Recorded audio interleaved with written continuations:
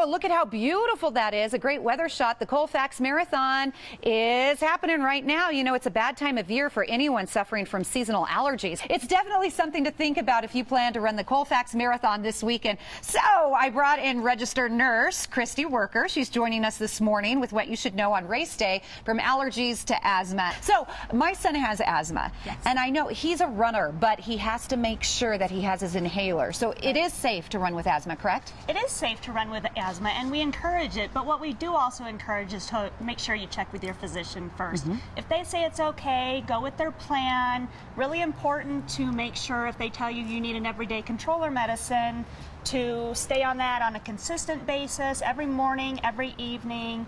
And before you go run, think about it about 15 to 20 minutes ahead of time to go ahead and take your bronchodilator so that your muscle bands don't get all twitchy and sensitive and clamp down on you as you're running. And I'm glad you mentioned that, because it is scary when you see some of the signs of an asthma attack. Talk about those symptoms and signs people should be aware of. Right. So, you know, when you're getting really short of breath suddenly, you're coughing, you're wheezing, you can have chest tightness. It's all really very scary when you're running.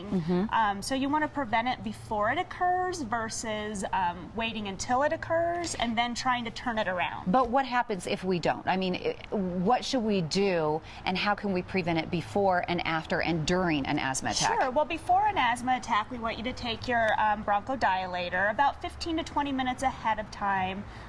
Warm up very slowly instead of getting right into it. During it, you know, you pay attention to your body. If you need to slow down a little bit, slow down during it. Carry your inhaler with you. So if you have problems while you're running, go ahead and use a couple puffs of it. And then afterwards, after you're done, walk it out. Don't just stop. Walk it out. Do some warm up, or some cool down exercises. Makes sense. And even if you don't suffer from asthma, a lot of people unfortunately suffer from allergies out there, with itchy eyes, runny nose. What can we do to prevent that? And there's a lot of over-the-counter products for that also. Make sure about an hour before you go running to take your over-the-counter antihistamine. Your doctor can prescribe nasal steroid if you need a nasal steroid. You can even get that over the counter now too. And there's also antihistamines made specifically for the eyes, so that you're not out there constantly rubbing and itching your eyes and underneath of your sunglasses. That's kind of hard to get. That's so hard. I know. And the Colfax Marathon's right around the corner, so we want to make sure you take these tips. They're very, very valuable. After the race, to prevent that we get any of those allergens in our system, what can we do? I see you brought a nasal rinse. Yeah, you know, a nasal rinse is kind of hard to do in a park because, you know, you're sticking it in your nose and it's coming out the other side. Yeah, that's always a good look. Right. But, you know, you can always just carry some saline with you, do a little squirt of saline in your nose and blow it out. What you're trying to do is just get rid of those pollens that are up inside of your sinuses. Okay. And Kaiser Permanente is involved in the Colfax Marathon. Why did they decide to partner? We have partnered with the Colfax Marathon for 10 out of the 11 years, and Kaiser is just all about health and thriving, and what better way to promote that than through something that's so healthy as running. Yes, and you're so fit. Are you going to run this year? I am going to run. See, I knew she was a runner. I just knew it. Look at those little hips. Yeah, oh my gosh. I'm going to run with two of my other teammates on our asthma care coordination team. There's plenty of physicians, back staff, nurses.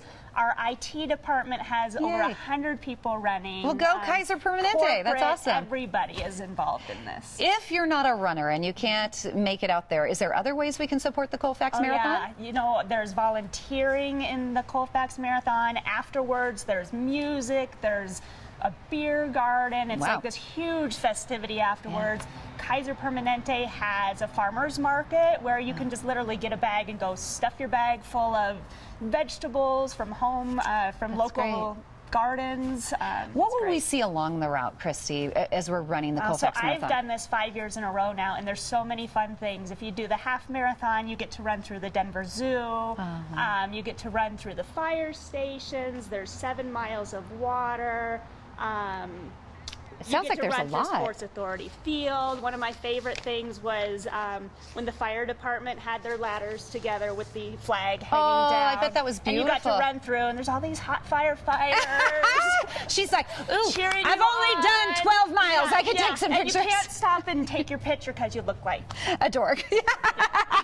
You could never look like a dork. All right. All right. So the Colfax Marathon, it kicks off tomorrow with the Health and Fitness Expo at Sports Authority Field at Mile High. The BELLCO Colfax 5K is Saturday morning at 9 a.m. Sunday is the big race day with the marathon, half marathon, marathon relay, and the urban 10-miler. For more information and to register, visit runcolfax.org. That's runcolfax.org.